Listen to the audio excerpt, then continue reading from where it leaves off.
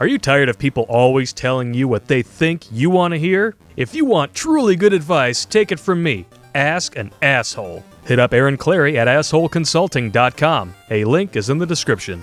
Good Popp here, and I got some bad news on request. If you're one of those dudes that's been in a relationship for a few years or more, some of the stuff on these boards is probably going to make sense to you. The sex goes way down, your belly goes way out, and so does hers. It's the scales of justice, because love is blind, and so are you, you idiot. You are trapped in the infinity of shit, which I call the comfort loop. Apparently, you've reached a point in that relationship where you really don't have to talk. You think it's great. You're sitting on the couch getting fatter, eating Funyuns and other horse shit like that. And you watch The View. Fuck that shit. Throwing Die Hard, crack a beer. Yippee-ki-yay, motherfucker. Let us begin. Yeah. Number one, and actually this is the main one that'll cause you to crack open your brain pan to notice. Yeah, the sex, it's going on all the time. You love it, and slowly it goes way, way, way down until it's maybe once a month or once, every quarter, or, New Year's Eve and your birthday, but only if you get her anally drunk. And you got her anally drunk when you flip her over on her face and she says, do whatever you want. Anal's great for when you're constipated. It totally loosens you up. I use X-Lax, but good to know. Well, remember, gentlemen, that's a dual-purpose slot. Actually, it's a one-purpose slot, and you're abusing it. So when you pull out, run, or keep the toilet paper by the bedstand. We're moving on to number two. Yes, pun intended. And why does the sex drop so much? Well, it becomes predictable. It might be just mediocre at best. 5 minutes from the front, flip over 5 more minutes, maybe a little bit of that, and then all of a sudden it's time to go out Space Ghost.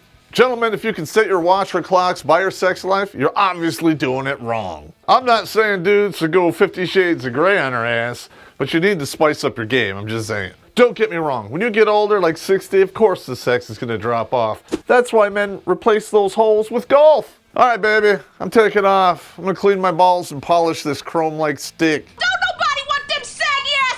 Saggy ball, look at these sagging ass titties you got brung around here. Look at these tiny motherfuckers together. Motherfucker, we match. This one I call going full French on you. And that's when they stop shaving. Yeah. You notice this all comes back to sex, because guess what? Not a lot of guys want to go full Bigfoot on you. Now listen, your slut sees looking like Chewbacca with rabies. It's not going to get visited that much. You don't really have to shave everything, but take an interest in your grooming. Now listen, dudes. This applies to you too. You don't want your woman flossing her teeth every time she blows you. In fact, you both should probably do some manscaping. When it's a relationship, there's always compromise. You do something, she does something. When it becomes a relationship, you basically don't care anymore. And what the hell are you doing sticking around in the first place? Oh, you must love the Dutch oven she gives you. Now listen, you start burping and farting around your significant other, sometimes that's a good thing. But if it's a relationship, it's bad. Incoming. Oh, my goodness. Keeping the neighbors up, huh? Feet are on fire. Wait. Oh, man. I've got skills. I've got game. Those farts are the anal grease that slide you right down to divorce and then oblivion. You start burping and farting and you open that door, you actually leave it open and take a piss and shit and have conversations when you do it. And here's a litmus test, gentlemen. You take a shower together, you start urinating, jump into the air, do a 360, and see what the response is. If you're like, that's a pretty good maneuver, hand me the soap. And the good news is this, when a dude's in there, pissing or shitting, you can always tell. When a woman does it, not so much. That's a cruel joke, ladies. You let that shit go down, he walks in, he's like, hey, oh. He walks into that wall of stank like a wet blanket and runs, and you just laugh. Honey, I need some toilet paper. I'll get it in a moment. My eyes have to stop watering. In fact, I'm just going to throw it at you. Go long. She's taking a dump, you're flossing your teeth at the same time, and you're arguing about the bills. That is some comfortable ass shit, pun intended. Not only are you having full-blown discussions when you're taking a shit, but you actually talk about the shit and possibly take pictures and send it to her. This isn't like when you're a kid looking up at the sky and describing the clouds. I don't give a shit about your shit, and no one should. Unless your shit looks like the bust of Martin Luther King, I don't want to hear anything about it. And there's really no need for this, gentlemen, because in today's day and age, you can piss a shit and use technology. You just text them in the other room. We call that shit FaceTime. Trademark. If there are couples out there that actually do this, comments below. Speaking about smelling like some shit, that morning dragon breath no longer bothers you. Hey listen, either you're a heavy smoker and your sense of smell doesn't work, perhaps you've got too comfortable, or you just quit spending any damn shits or fucks on it. I'll see you at the dentist, bitches.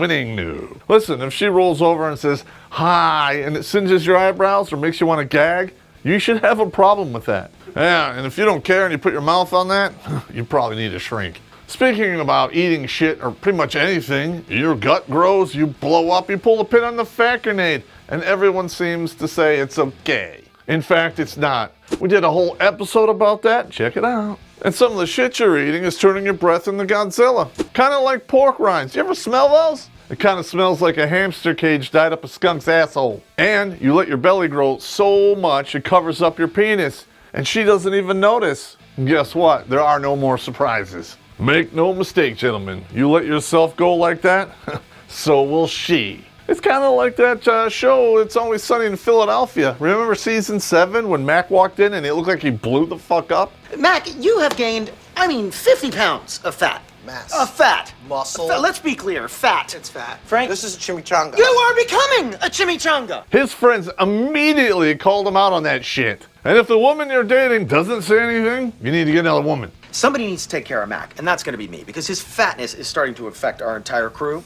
So I'm going to take him with me, because the man is carrying around trash bags filled with Mexican foods. There's a big difference between fat shaming and taking an interest in your health. You put on 100 pounds and she doesn't say anything, you better make some inquiries if there's a life insurance policy against you, because there probably is. She's only one big bag of Funyuns away from getting the payday of her life. So gentlemen, you blow up, you're caught in this comfort loop, and all of a sudden she gets romantic.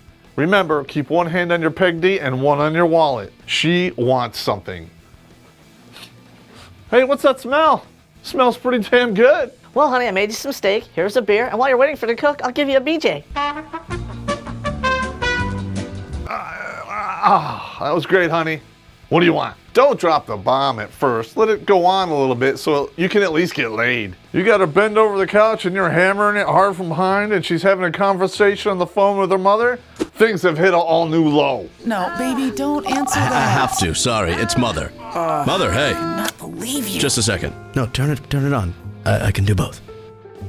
If you're banging your old lady and she picks up the phone and is having a conversation, there's one of two things going on. One, she has no confidence you can bring her to an orgasm, or she's got a huge whistle sack. Now listen, if it sounds like a slide whistle every time you hit it, you might have to take her in for a few courtesy stitches, just saying.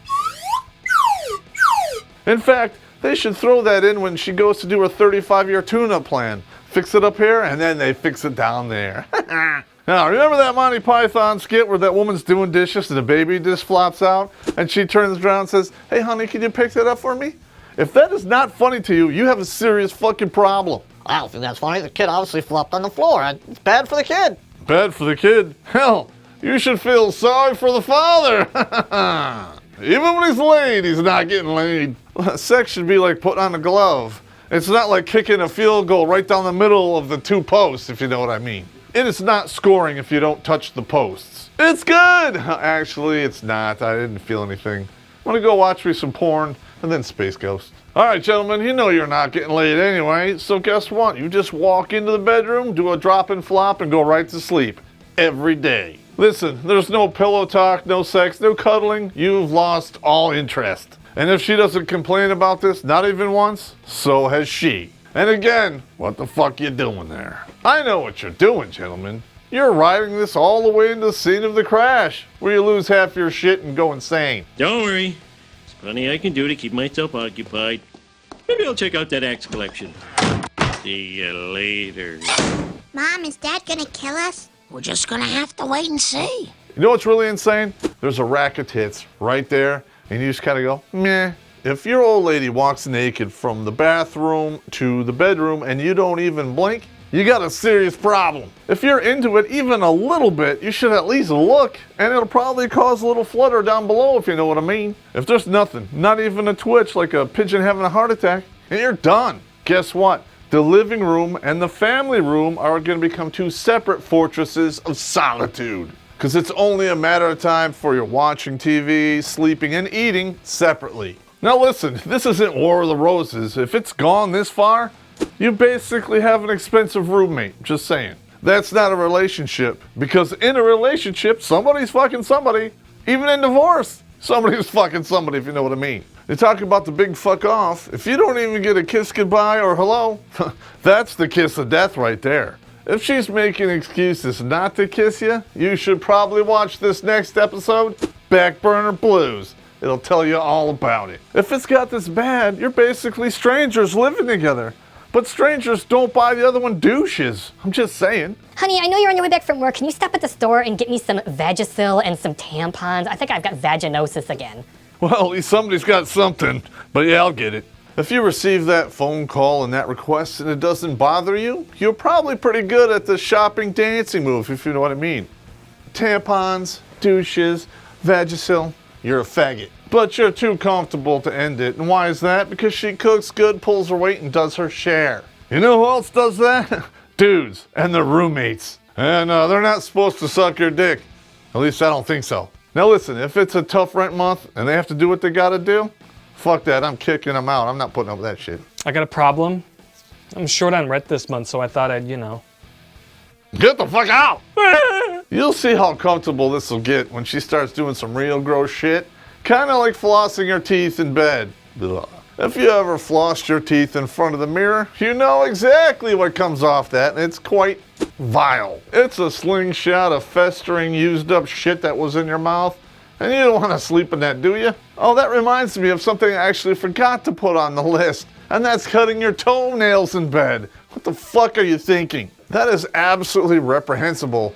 And those toenails, they're like punches. You fall asleep in that, you can wind up with a serious staph infection. Imagine this, gentlemen. You wake up in the morning and there's a little spot of blood on the pillowcase, and you notice you have a toenail stuck in your cheek. That is fucked up. Let's do a little poll here. Would you rather wake up with toenails sticking in your skin and you could possibly get a staph infection, or bed bugs? Comments below. Now listen, when you get to this level, your relationship is basically all valleys and there are no peaks. So why are you staying there, gentlemen? It's certainly not the fact that you're gonna bang this chick at a predictable time and do a predictable stuff and possibly get a toenail stuck in your ball sack. Because if that actually happened, you might have a fight, which you don't anymore because you don't care. Now listen, I know that sounds stupid, and there's no real amount of justification to make it sound not stupid, but that's just the way it is. Couples who actually fight, they have an interest in each other. Even though that's not the best technique for communication, at least you are communicating. And you know what happens after that? Makeup sex. But you have to at least scrape the toenails off the bed, if you know what I mean. Unless you're married to some 400-pound Womalo or Dependapotipus, none of this should be a factor. Unfortunately, this is an issue, kind of like acquiring or reacquiring old bad habits. If she pulls the pin on the fat grenade and blows the fuck up and goes back to smoking, guess who's out of the picture? You. She doesn't give a fuck anymore and you need to bail. And what happens shortly after the smoking? I don't know, the makeup goes away and she walks around in moo-moo clothes all day. Your interest in her no longer has any sway on her decisions whatsoever. In fact, gentlemen, let's be honest. If it has gotten this bad, you prefer to be alone. You spend every waking moment just waiting for your own alone time. And you know what'll probably happen? She's a goddamn womalo. You'll run out to Myers or Walmart and sabotage her scooter so she'll be there longer and you can be home alone. The fatter she is, this is physics talking, the longer it takes for her to get anywhere. Now listen, it's real hard to break that inertia when you're 500 bills laying in a bed full of old pork rind bags and your toenails.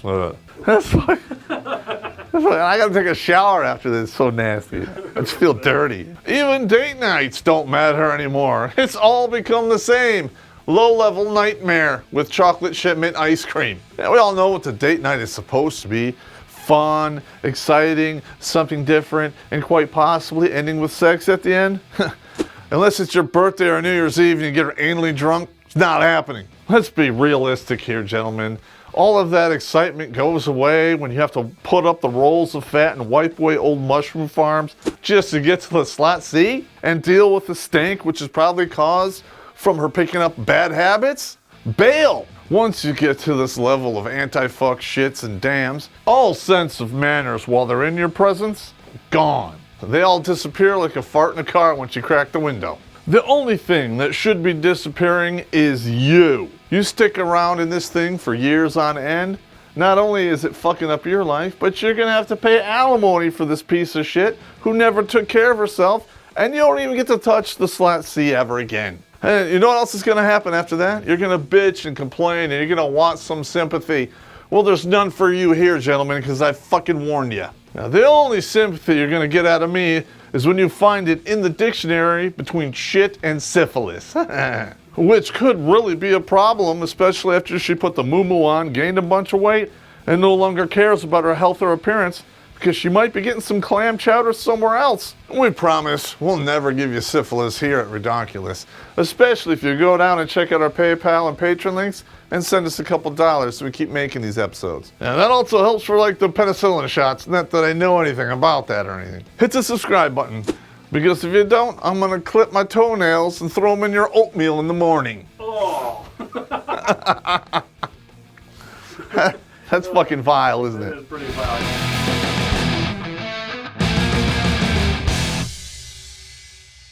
I had one of my soldiers, he used to tell me, he goes, you know, I fucking hate it when there's hair in my food. A couple days later, we're eating breakfast, and he's eating like a roll or something. He's like, it's like, it was like this long. He's like, excuse me, sir, I have to go outside to vomit.